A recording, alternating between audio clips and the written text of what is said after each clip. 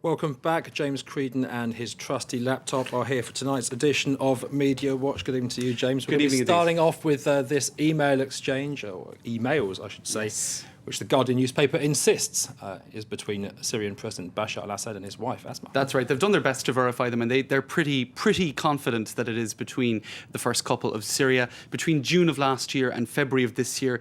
Emails secured by members of the opposition group, the Supreme Council of the Revolution. Now, what it shows is a couple, just a normal domestic couple exchanging emails, several emails a day. But I suppose some information is interesting. For example, they were advised to seek shelter in Doha at one point.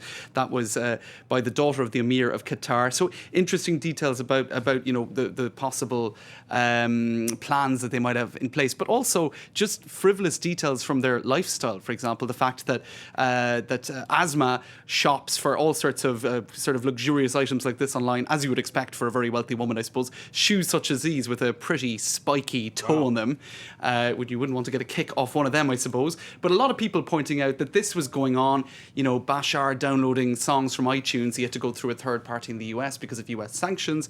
Downloading songs from iTunes as Homs is being shelled. So I suppose it doesn't look very flattering when you see these details from everyday life going on at the same time as horrendous suppression of uprisings in Homs, in Daraa and other cities. Songs such as Right Said Fred, Don't Talk, Just Kiss, downloaded by Bashar al-Assad in the last few months. And as this headline says, horrible Syrian leader secretly buys horrible songs on iTunes. And I think we even have a clip of that particularly horrendous song. So, you could say he comes across in some ways as a human type figure, something, like you could say something like Tony Soprano, a killer, but also somebody with a family life and with a taste in music that is questionable. But a lot of people, taking the opportunity to poke fun at him because of that, but also saying, this really is not the kind of activity. He shouldn't be doing just domestic, regular stuff at the same time as ordering his generals to shell Homs. Presidents of the world, check your email security. Let's move on now to Gérard Depardieu, the French actor who's been speaking ill of Dominique Strauss-Kahn and the French in Switzerland. Generally. This was in Switzerland. I reckon he had a tipple or two, and I think we have some pictures of the incident. This was on Radio Television Switzerland. Now, it's worth pointing out he was at Sarkozy's big rally. Here we have pictures of it here last Sunday. So he openly supports Nicolas Sarkozy, so perhaps not surprising that he's taking a swipe at the socialists. Now, he is due to play Dominique Strauss-Kahn in an upcoming movie. So here's what he said to the journalist when asked about that. Oui, parce que je l'aime pas. Donc je vais le faire. Pourquoi vous ne l'aimez pas? Mais il n'est pas aimable. Qu'est-ce que vous pensez? Arrogance? Je pense qu'il est un peu comme tous les Français. Un peu arrogant, oui. Je n'aime pas trop les Français, d'ailleurs. Surtout comme lui. Il est très français, Dominique Strauss-Kahn, pour vous? Pourquoi? Très, très. Il est arrogant, il est suffisant, il est jouable. Il est jouable. Gérard Depardieu in fine form there. This is the man who recently peed in a bottle on a plane somewhere. The same cannot be said of the socialist presidential contender François Hollande. Right. He is French, I'd like to point out. He's saying that all French people are arrogant and smug, so that does kind of include him. But anyway, there you go.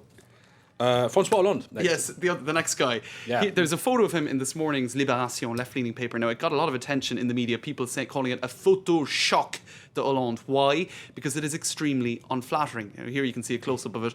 He's leaning over notes on a train going, about his campaigning. And what many people have said is it shows how utterly exhausting this campaign is. There was even an article in Le Monde today talking about how tiring this campaign is. But you can see, it's not photoshopped. There's no makeup there. He's not surrounded by supporters, etc. It's just a photograph of a man in a quiet moment looking pretty tired, it has to be said, from profile. Now, what several media observers have been saying is we're so used to seeing pictures such as this, right? This was Sarkozy back in the 2007 campaign. A man of action. A man of action, right? This was on Paris Match, this photo came out, a glossy magazine, and it was photoshopped. It was his I suppose his side, what would you say, his waist, his love handles were made to disappear, right? So we're getting used to seeing, very glossy pictures of politicians. And here, for once, you see a real life photo, and for some reason it shocked people when it perhaps shouldn't. Some analysts are saying that he's probably better off doing nothing in order to win this campaign. So maybe that's what he should There he do. is. His strategy's working. Okay, finally, a little plug for France 24. That's right. Now, this the France 24 internet team have put in place this particularly well done feature, the Social Media Buzz 2012 election. You can click on it. What it has basically done is looked at the trends on Facebook, on Twitter, and on indeed in this particular website itself to see what topics are most discussed ahead of the election. At the moment, debt really is the issue that is getting most discussion. So you can check.